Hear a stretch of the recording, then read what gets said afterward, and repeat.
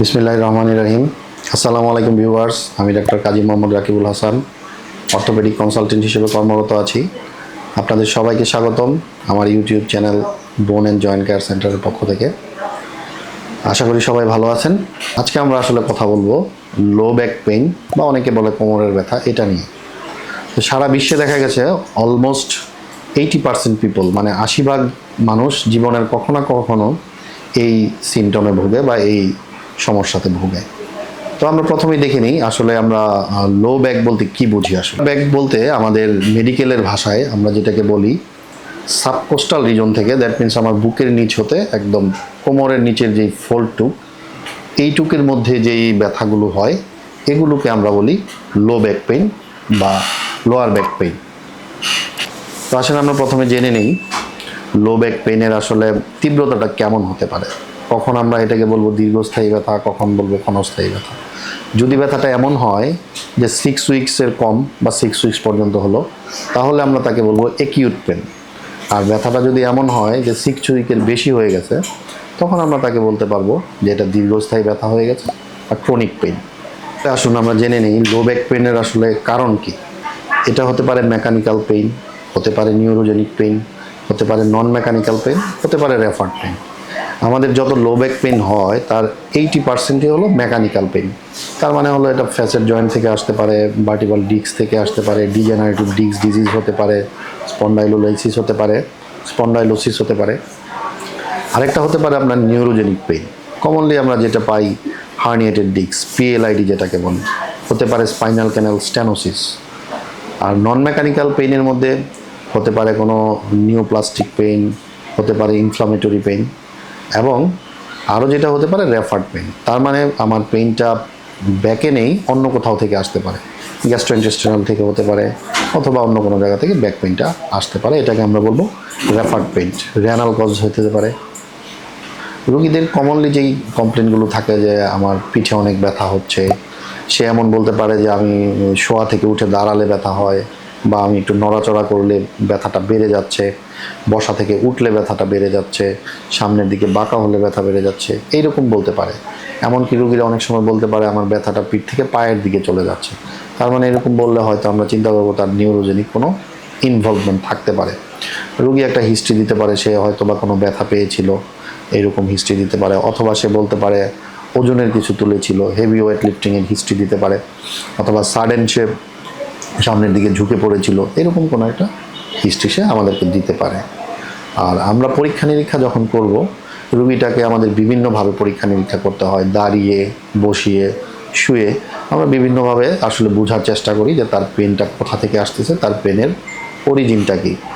এবং আমরা প্রথম স্পাইন পরীক্ষা করি, হিপ পরীক্ষা করি, এবং আদার যেই অর্গানগুলো আছে, রেফার্ড পেন আছে কিনা সেটা দূর করার জন্য সেই পরীক্ষাগুলো, রিলেভেন্ট পরীক্ষাগুলো আমরা করে আসলে দেখি। মোস্ট কমনলি আমরা যেই পরীক্ষাটা করি এটাকে আমরা বলি এসএলআর বা স্ট্রেট লেগ রেইজ টেস্ট। তো এভাবে আমরা একটা পা ইলিভেট করে দেখার চেষ্টা করি যে সে আসলে তখন ব্যাকে ব্যথা ফিল করে কিনা বা তার পেনটা বেড়ে যায় কিনা।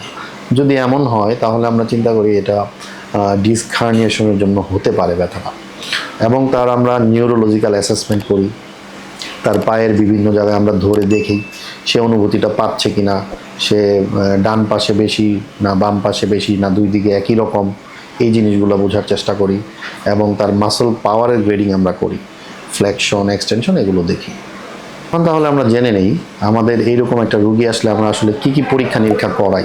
তো এক্সরে, আমরা লাম্বোস্যাক্রাল স্পাইন, পেলভিস, অনেক সময় ডরসাল স্পাইন এক্সরেগুলো করতে দিই, বোথ এপি ভিউ এবং ল্যাটারাল ভিউ। এক্সরেতে আসলে আমরা দেখার চেষ্টা করি তার ডিস্ক স্পেসটা ঠিক আছে কিনা, এবং কোনো অস্টিওফাইট আছে কিনা, ডিজেনারেটিভ ডিস্ক বোঝা যায় কিনা, এই জিনিসগুলো আমরা দেখার চেষ্টা করি। স্পন্ডাইলোলিস্থেসিস আছে কিনা, এই জিনিসগুলো আমরা এক্সরেতে খুব ভালো বুঝতে পারি। এছাড়া আমাদের ইনফ্লামেটরি কজ বা ইনফেক্টিভ কজটা দূর করার জন্য আমাদেরকে বিভিন্ন ব্লাড টেস্ট করতে হয়। তো অনেক সময় হয় ব্লাড টেস্ট দিলে রুগীরা একটু কনফিউজড হয়ে যায় যে আমার পিঠে ব্যথা, স্যার কেন আমাদেরকে ব্লাড টেস্ট দিচ্ছে। আসলে এটার দরকার আছে। আপনার কোনো ইনফেক্টিভ ফোকাই আছে কিনা বা ইনফ্লামেটরি কোনো কজ আছে কিনা সেটাকে এক্সক্লুড করার জন্য আমাদের ব্লাড টেস্ট আসলে করতে হয়। স্ট্যান্ডার্ড কিছু পরীক্ষা নিরীক্ষা আছে, সেটা হলো CT scan, MRI. CT scan বিশেষ করে আমরা দেই যখন চিন্তা করি বনি কোনো প্যাথোলজি বা কোনো ফ্র্যাকচার এরকম চিন্তা করলে আমরা সিটি স্ক্যানটা দিব। আর যদি সফট টিস্যুর কোনো স্ট্রাকচার, যে পিএলআইডি আছে কিনা, হার্নিয়েটেড ডিস্ক আছে কিনা, এই জিনিসগুলো বুঝতে হলে আমাদেরকে অবশ্যই এমআরআই করাতে হবে। এমআরআইটা আমরা লাম্বোস্যাক্রাল স্পাইনের করি এবং স্ক্রিনিং অফ হোল স্পাইনের করি। তাহলে আমরা পরিষ্কার বুঝতে পারি যে আসলে হার্নিয়েটেড ডিস্ক তার আছে কিনা, কোনো ফোরামেনাল স্টেনোসিস আছে কিনা, কোথাও কোনো নার্ভ রুটে কম্প্রেশন আছে কিনা। এছাড়াও আদার কিছু পেট স্ক্যান বা কিছু বিপদ সংকেত আমরা বলতে পারি, যেমন কিছু রেড ফ্ল্যাগ সাইন আছে যেগুলো থাকলে আমরা চিন্তা করব সিরিয়াস কোনো স্পাইনাল প্যাথোলজি তারা হতে পারে, সিরিয়াস কিছু হতে পারে। যেমন এই লো ব্যাক পেইন যদি 20 বছরের আগে বা 55 ইয়ার্সের পরে শুরু হয়, সে যদি ভায়োলেন্ট কোনো ট্রমার হিস্ট্রি দেয়, তারপর যদি গ্র্যাজুয়ালি তার ওজন কমে যাচ্ছে এরকম হিস্ট্রি দেয়, জ্বরের হিস্ট্রি দেয় এবং প্রিভিয়াস কোনো মেলিগনেন্সির হিস্ট্রি দেয়, ইমিউনোসাপ্রেশনের হিস্ট্রি দেয়, ড্রাগ অ্যাবিউসের হিস্ট্রি দেয়, তাহলে এটা আমাকে খুব সিরিয়াসলি দেখতে হবে, এক্সক্লুড করতে হবে যে আর অন্য বড় কোনো তার প্রবলেম আসলে আছে কিনা। আর ইয়েলো ফ্ল্যাগ সাইনগুলো হলো, এটা দিয়ে আমরা দেখতে চেষ্টা করি যে আসলে রুগীর ব্যাক পেনের সাথে সাইকোলজিক্যাল কোনো প্রবলেম হচ্ছে কিনা। যেমন সে চিন্তা করতে পারে আমার ব্যাক পেন শুরু হলো, আমি হয়তো আল্লাহ না করুক বড় কোনো রকম বড় অসুখ হয়ে যেতে পারে। সে অনেক সময় চিন্তা করতে পারে আমার ফ্যামিলিতে কারো ব্যাক পেন ছিল, তাহলে বোধহয় আমারও এরকম সিরিয়াস কিছু হয়ে যাচ্ছে। সে মনে মনে চিন্তা করতে পারে যে আমি বোধহয় আর কাজ করতে পারবো না, আমি ডিজেবল হয়ে যাব। এবং সে অনেক সময় চিন্তা করে যে না, এটা আমি কোনোভাবেই ভালো হতে পারবো না, আমাকে অন্য কারো হেল্প নিতে হবে, চিকিৎসা ছাড়া ভালো হতে পারবো না। এইরকম সাইকোলজিক্যাল এলিমেন্টগুলো আছে কিনা এগুলো আমাদেরকে দেখতে হবে। রুগীটাকে এখন ডায়াগনোসিস করতে হবে যে তার ব্যাক পেনটা আসলে কী ধরনের ব্যাক পেন, এটা কী কারণে। তো প্রথমে আমাদের যেটা এক্সক্লুড করতে হবে, মানে যেটা বাদ দিতে হবে, যে সিরিয়াস কোনো স্পাইনাল প্যাথোলজি আছে কিনা।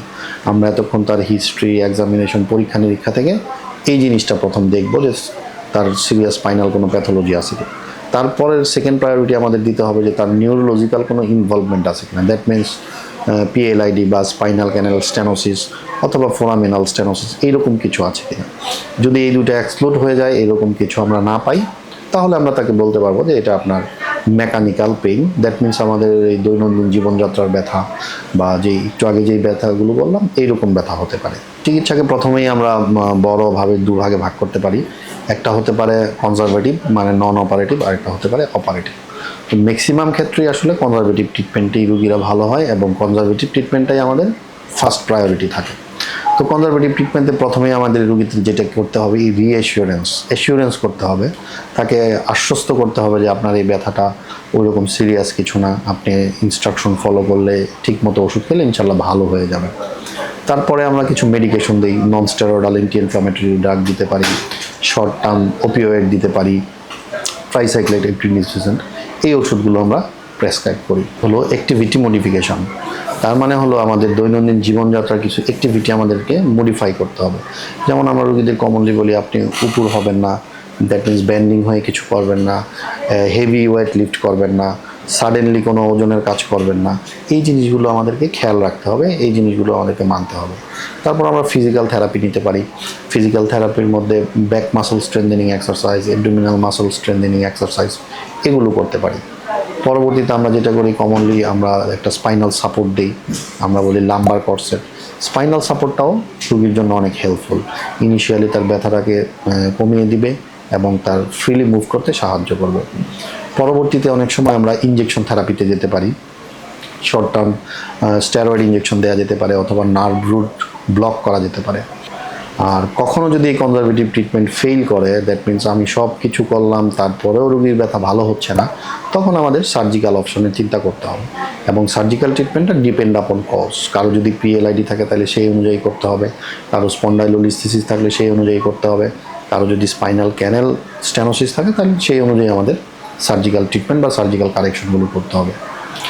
তো আশা করি আমি এই পর্যন্ত যতটুকু চেষ্টা করেছি আপনাদেরকে বোঝানোর, আশা করি সবাই বুঝতে পেরেছেন। এবং আমাদের দৈনন্দিন জীবনযাত্রার সাথে এটা খুব আসলে অঙ্গাঙ্গিভাবে জড়িত। আমরা সবাই কখনো না কখনো এই ব্যাক পেনের শিকার হয়েছি। আমাদের মুরব্বীরা, আত্মীয় স্বজন সবাই এই সিমটমে ভোগে।